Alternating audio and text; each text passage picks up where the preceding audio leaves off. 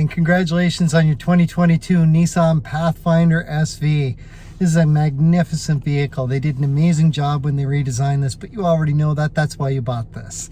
We're going to go back over all the features that you get with this, because with this redesign, there's quite a bit to go over. And at the end, if you still have any questions at all, please don't hesitate to get in touch with me. All of my contact info will follow, and you can call, text, email, or stop into O'Regan's Nissan at 60 Baker Drive in Dartmouth, Nova Scotia. Let's have a look at what you got with your new Pathfinder. Right away, we're going to start with an 8-inch touchscreen display here. This is full color, lots of options here. For my audio, with my input, I've got AM, FM, satellite radio, which comes free for the first 3 months. After that, if you don't want it, don't do anything. If you do want it, it's going to revert back to the preview channel, which has a toll-free number that you can give a call. They'll help get everything all set up for you. USB 1 and 2 are located right down here, and as you can see, USB 1 is a traditional, Type C USB, and USB 2 is your Type A. That's your traditional USB.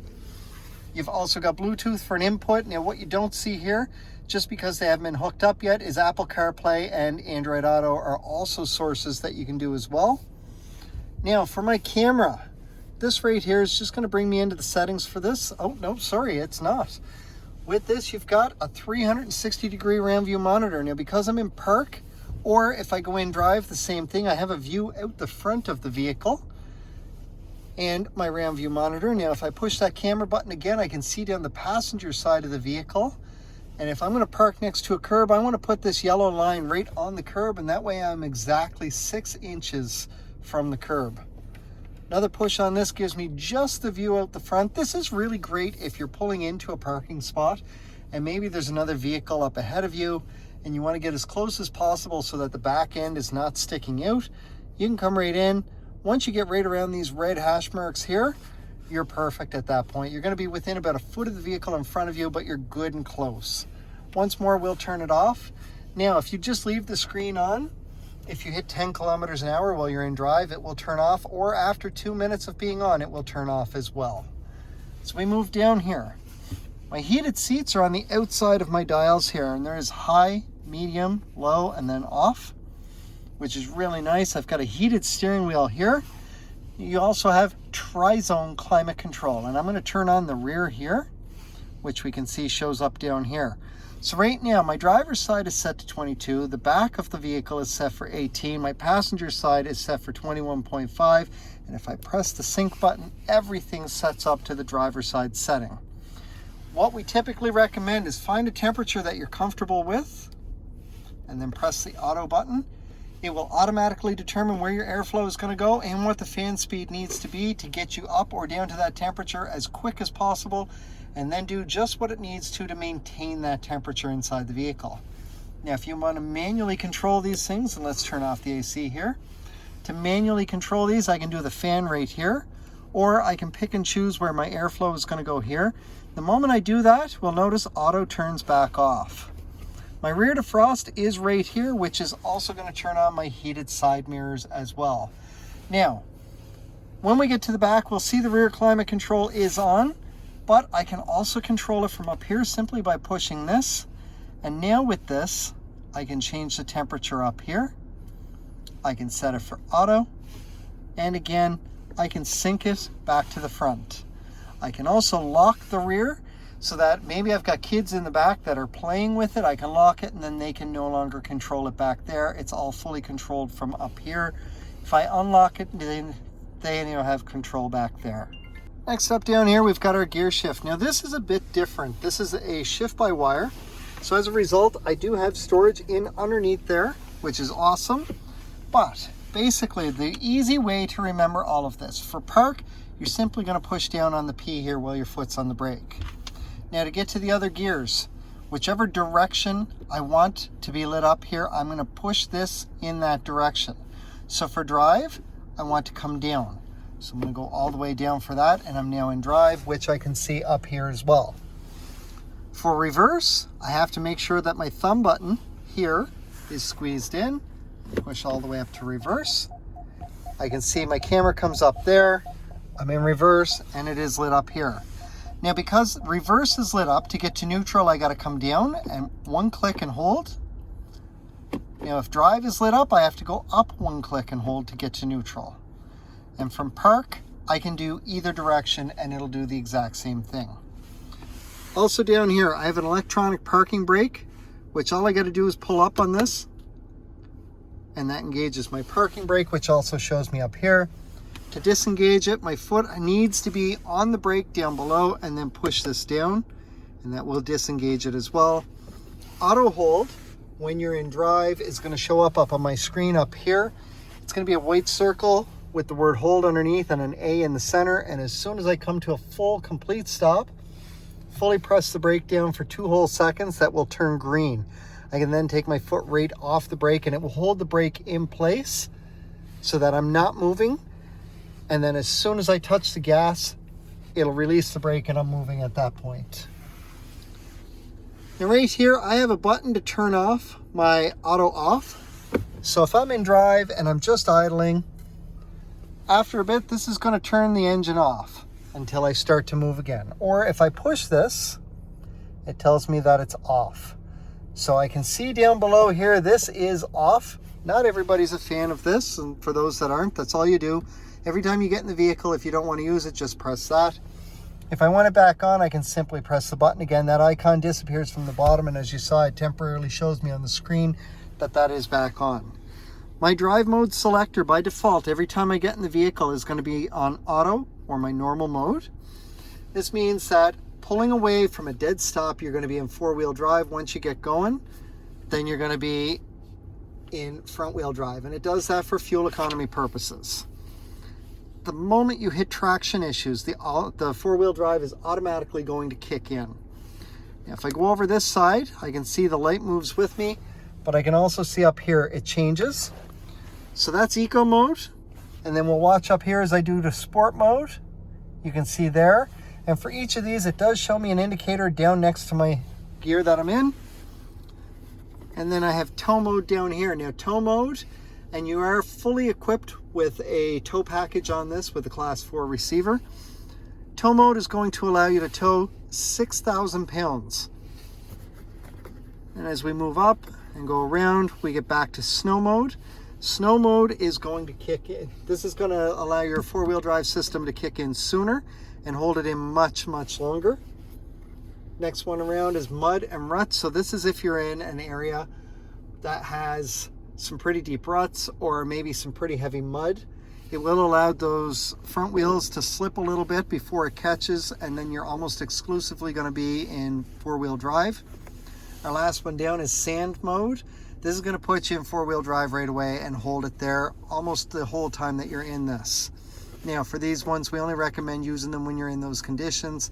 Otherwise, either leave it in auto, eco, or in the winter you can put it to snow mode if the roads are getting pretty bad. Center button here, when I push this, is hill descent assist, and I can see up here, this is going to help prevent me from picking up a pile of speed when I'm going down a hill. That way it's easier on my brakes.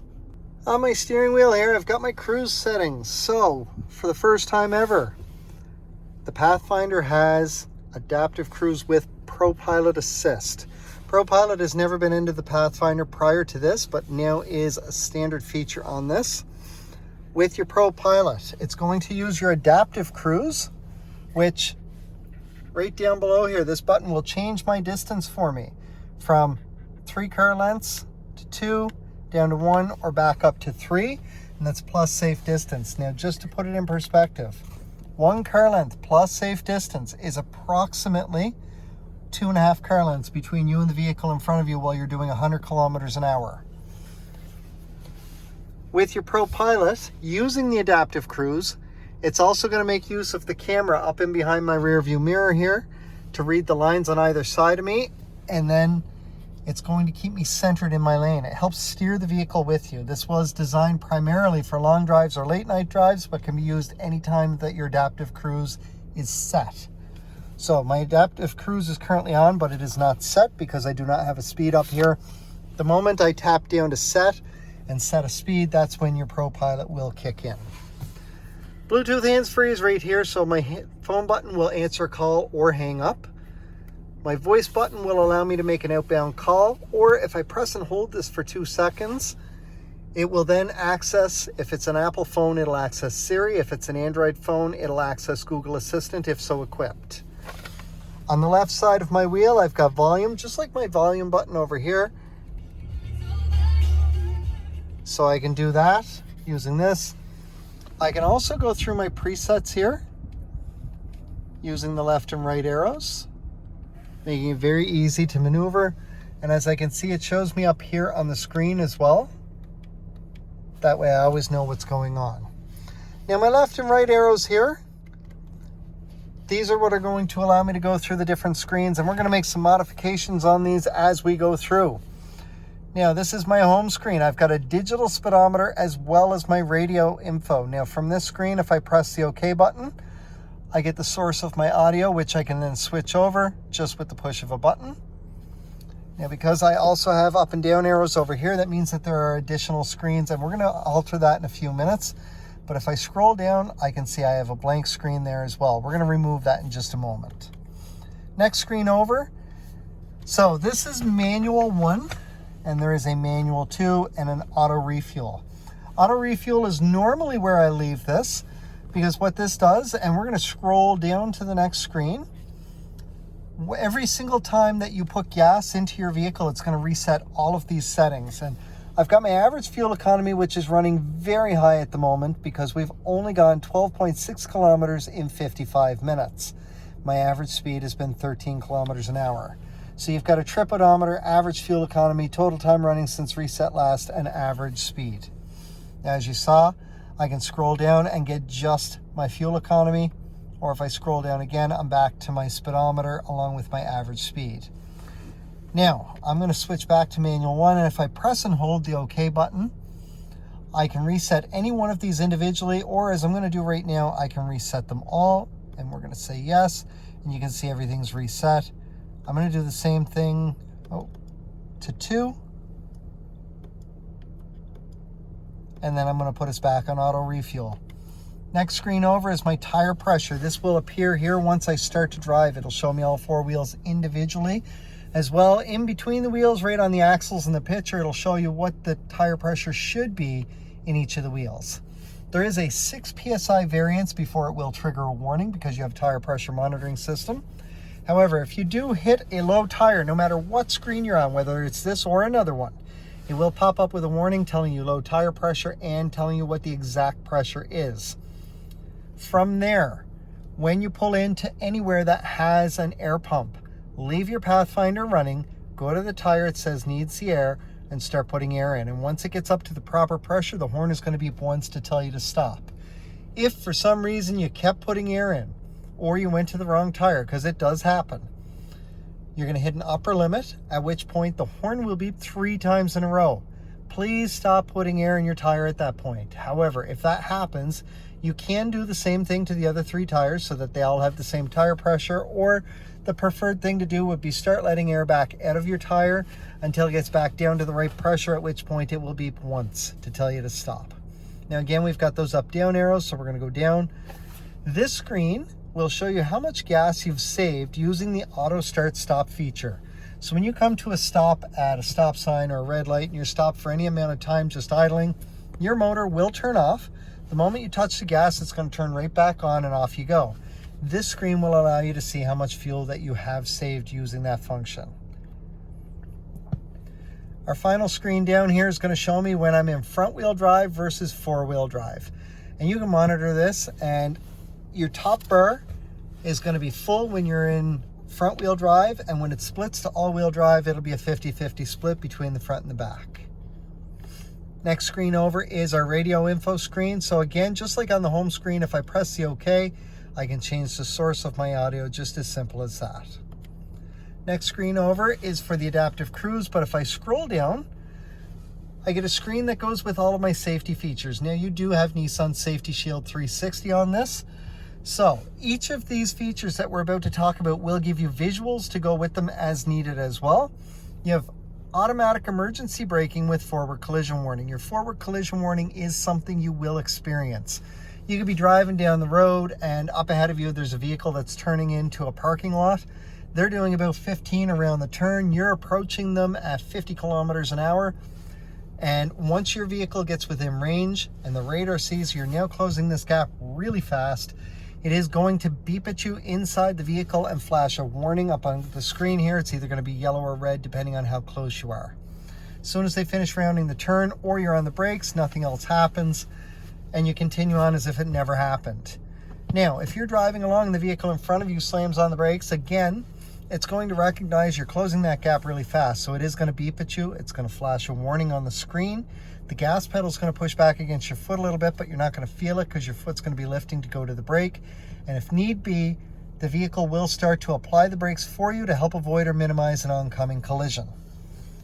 This is a great feature. And again, as soon as your foot is on the brake, it's going to fully disengage that system for you because it realizes that you are in total control of the vehicle. You have pedestrian detection as well, which works the exact same way, except it's going to happen even faster. And the reason is the car in front of you that hit the brakes still has some forward momentum, while the person who walked out in front of you does not. Hopefully, we're going to avoid giving them any forward momentum. You have blind spot indicators, which are out here on the corner of my mirrors. So I can see it right here, and I've got it on each mirror. They will light up and stay lit up a dull orange as long as part of a vehicle is in the blind spot of your Pathfinder. Now, there's no sound made to that point, but while that's lit up, if I signal, so if my driver's side is lit up and I signal to go left while it's lit up, that's going to start to flash. It will beep at me inside the vehicle at that point. You have rear cross traffic detection, which is for when you're backing out of a parking spot, and if there's anything coming at you from either side within approximately 2 car lengths inside the vehicle, it will beep at you to let you know that you do have something coming at you, and whichever side it's approaching you from, then the blind spot indicator on that side of your vehicle will be flashing as well.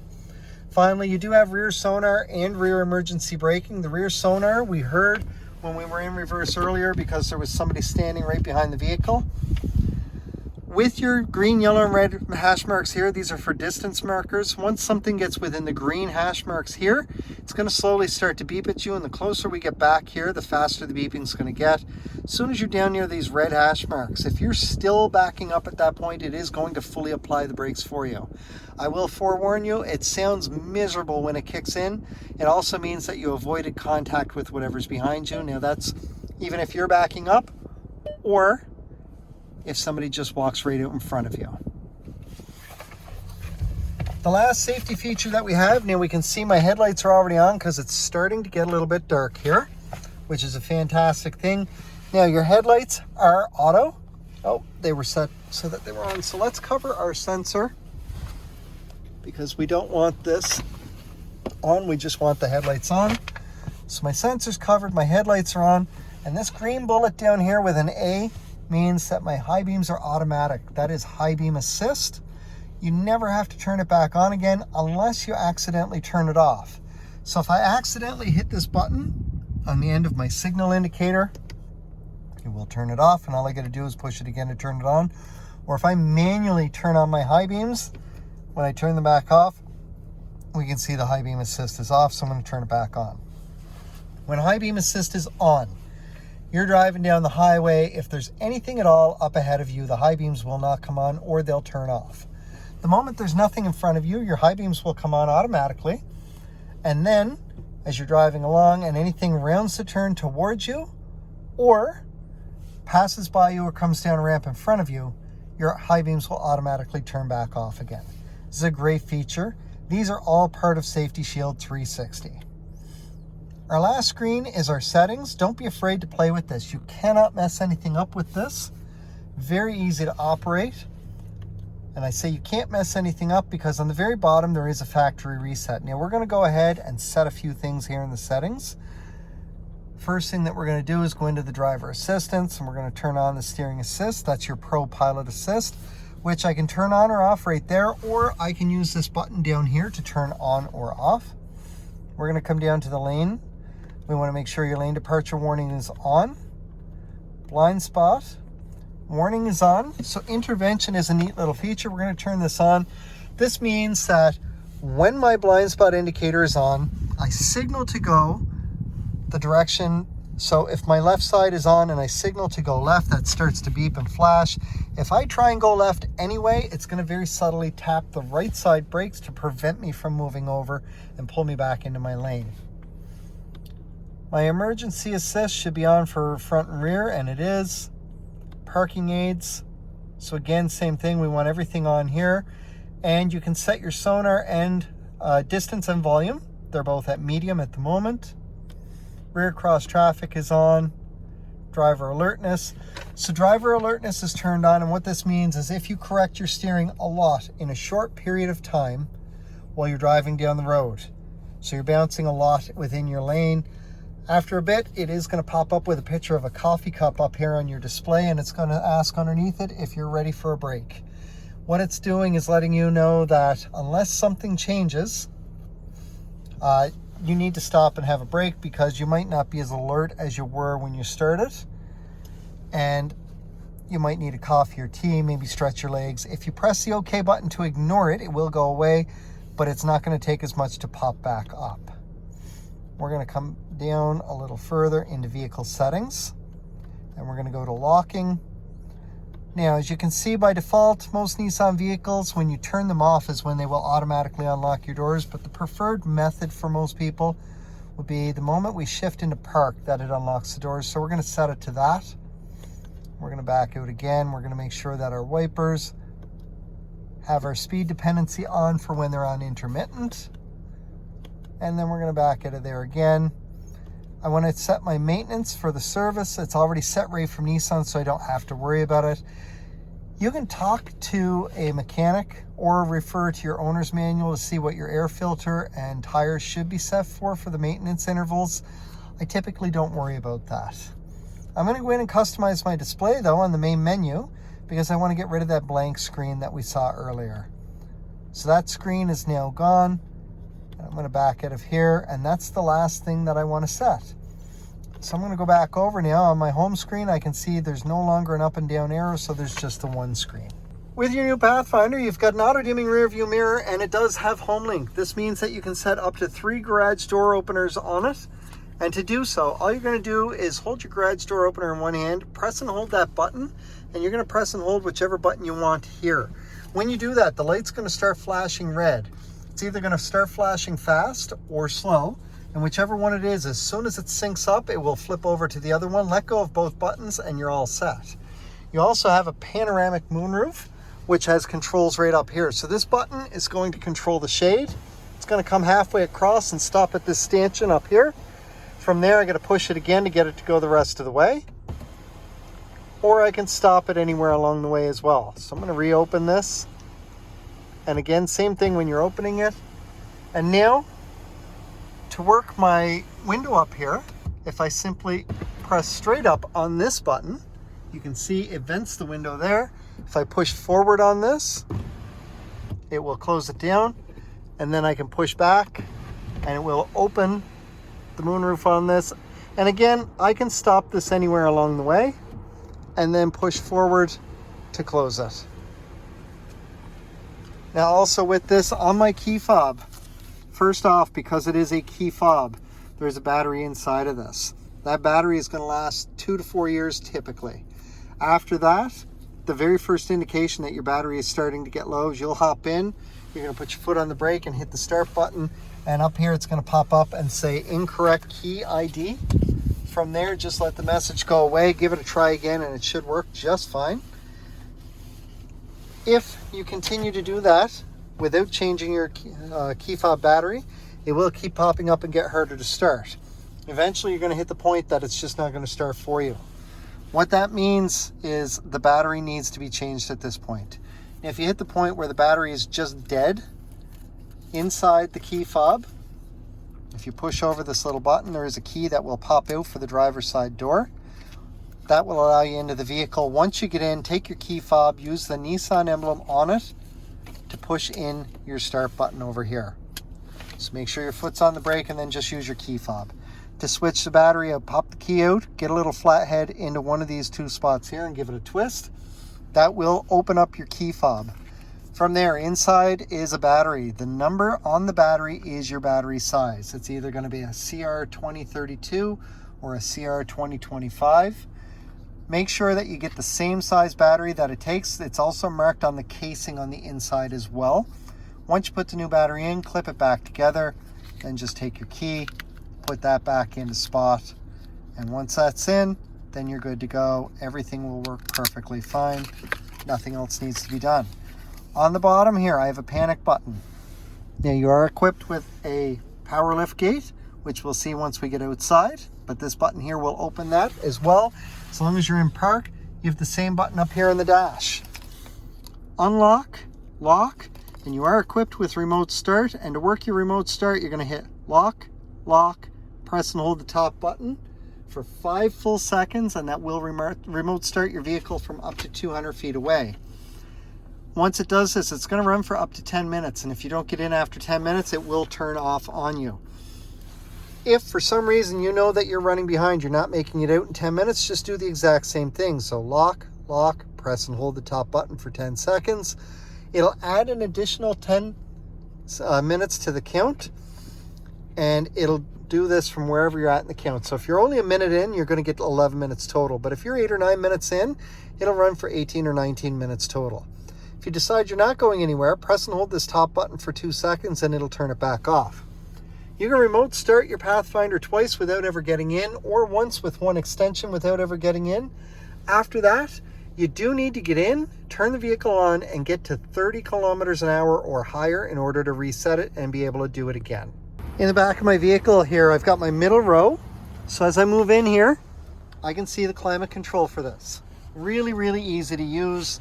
This is the climate control that we talked about that I can lock from the front or control in the back here. Right now it's set for auto and it's synced to the front.